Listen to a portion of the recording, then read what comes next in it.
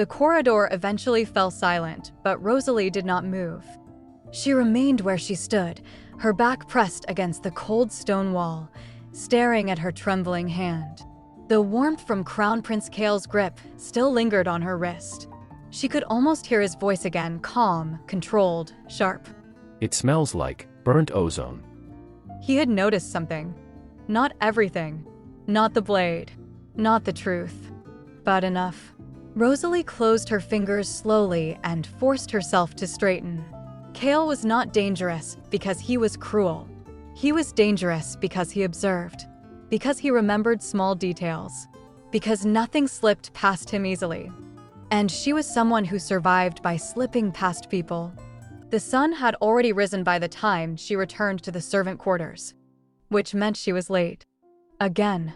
The moment she stepped inside, she was greeted by chaos and irritation. Rosalie, honestly, what are we going to do with you? I'm sorry, she replied quickly, hurrying to pick up a tray. A spoon slid toward the edge. Her hand snapped out and caught it instinctively, perfectly balanced between her fingers. Too perfectly. Her breath caught. Then, remembering herself, she fumbled it on purpose. The spoon clattered noisily against the tray. One of the maids sighed. Hopeless. Another muttered. The princess spoils her too much. Rosalie lowered her head and smiled sheepishly. I'll try harder. It was the same apology she offered every day. The same harmless image she carefully maintained. The clumsy rose. It was easier for people to underestimate someone they pitied. A few moments later, Princess Clara entered the room in a rush of soft silk and bright energy. Rosalie, She called, walking straight toward her. you disappeared earlier. Are you feeling unwell? Rosalie blinked in surprise.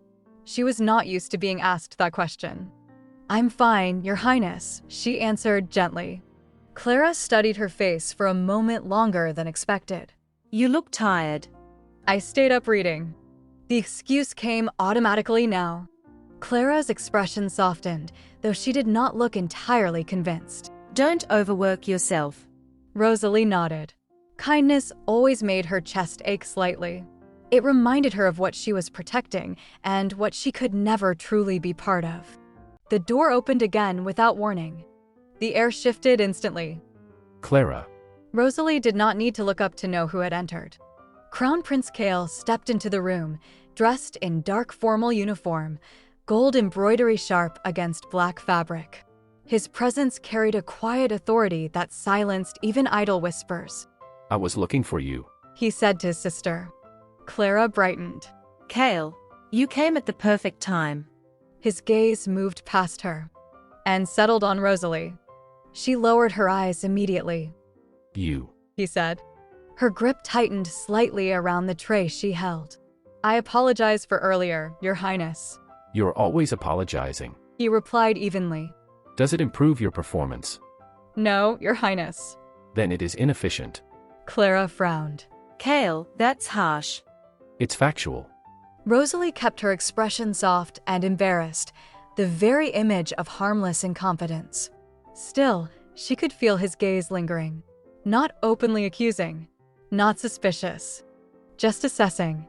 For the briefest moment, his eyes flickered toward her hands before he turned away.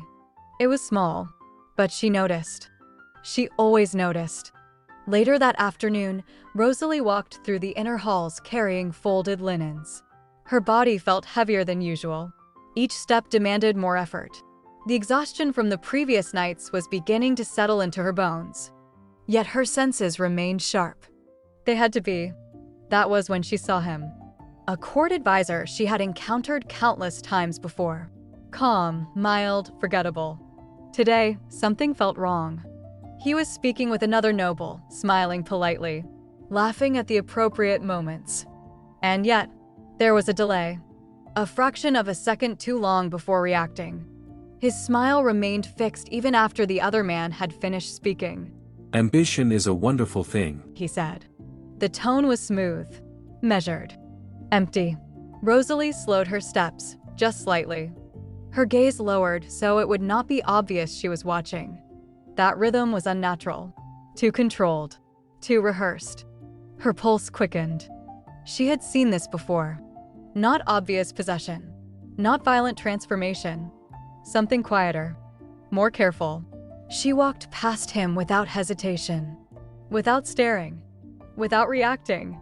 During the day, she was nothing more than a maid.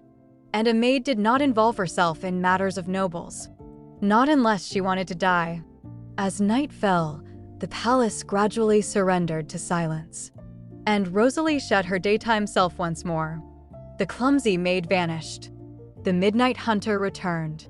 She followed the advisor from a distance, staying within the shadows cast by pillars and torchlight. Her movements were controlled, but she felt the strain beneath them. Her body was slower tonight, less responsive. She hated that. The advisor walked alone through a quieter section of the palace grounds. Then he stopped. Rosalie froze immediately.